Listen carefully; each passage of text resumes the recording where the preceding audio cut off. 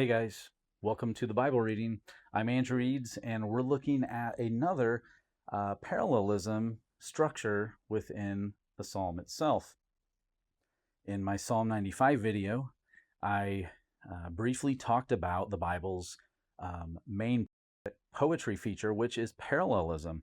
So you get the first line, and once you've identified biblical poetry in the Bible, the second line either says something similar or it says something by contrast, kind of like we get in the book of Proverbs, or it's synthetic parallelism, in which it, by intensification, gives more information or expounds or completes the thought by its second verset. So I'm wanting to look at Psalm 19.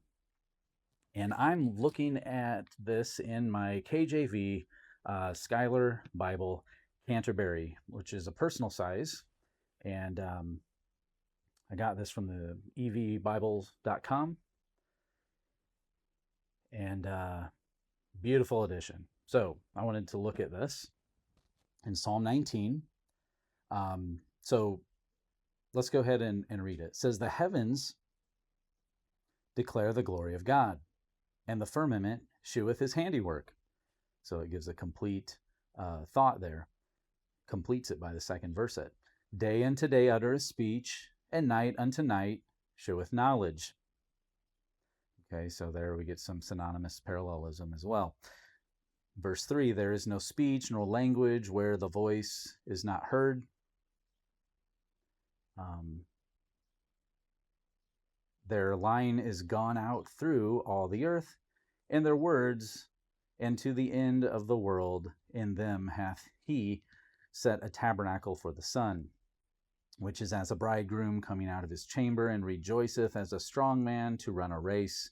His going forth is from the end of the heaven, and his circuit unto the ends of it. There is nothing hid from the heart thereof. And now you can see there's a heading here. It kind of divides this psalm up on its own. The next part, it says, "The law of the Lord is perfect, converting the soul. The testimony of the Lord is sure, making wise the simple. The statutes of the Lord are right, rejoicing the heart. The commandment of the Lord is pure, enlightening the eyes. The fear of the Lord is clean, enduring forever. The judgments of the Lord are true and righteous altogether. More to be desired are they than gold, yea, than much fine gold, sweeter also than honey and the honeycomb. Moreover, by them is thy servant warned, and in keeping of them there is great reward." And we see several times this is synonymous parallelism, saying the similar thing twice, or it's expounding on its second verset. Okay, and then verse 12, "Who can understand his errors? Cleanse me thou from secret faults. Keep back thy servant also from presumptuous sins. Let them not have dominion over me, then shall I be upright, and shall be innocent from the great transgression. Let the words of my mouth and the meditation of my heart be acceptable in thy sight, O Lord, my strength and my Redeemer." So there it is. So we have synonymous and synthetic parallelism throughout. It's either expounding, like I said, the second verset is expounding upon the first, or it's saying a same or similar thing. What's interesting, though, is the psalm itself is a parallelism. It uses a poetic structure because it's rhyming two thematic elements. The heavens declare God's glory. The law of the Lord is perfect. Both of these, when you think about it, is a way that God is revealed.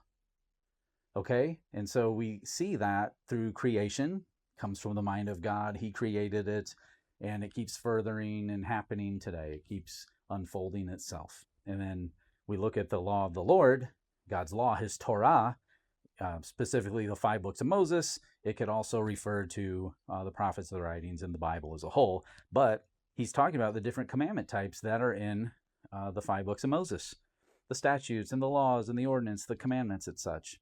And how great these are. These are from the mind of God. They reveal who he is and what he's like. And so it uses synonymous parallelism as a structure for this psalm. It has, besides each verse, it goes back and looks at two themes: God revealed through nature, God revealed through his perfect law. I love this kind of thing, and I've had fun finding some of them.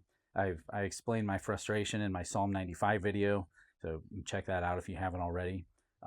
But if you guys like this, we'll keep going through some more. I have a handful of other Psalms that do this similar thing, where it either rhymes the thematic ideas presented or does it as an opposite thing. It's an antithetical. So like, subscribe, and check out my other content. Thanks, guys, for watching.